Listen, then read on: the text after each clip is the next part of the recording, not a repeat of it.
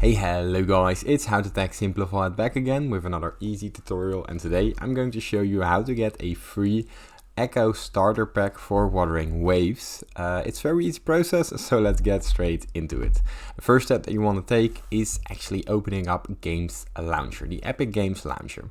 Now, let's say you don't have an account yet, simply download Epic Games on your PC, create an account and add Wuthering Waves to your library. Now from there we go to the website, to the search bar, and type in Wuthering Waves.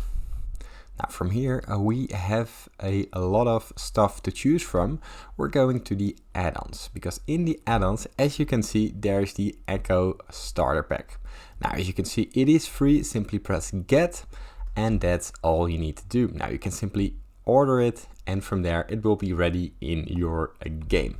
Now, if this tutorial is helpful, please consider subscribing to my YouTube channel. This helps me out a lot, and thank you for watching.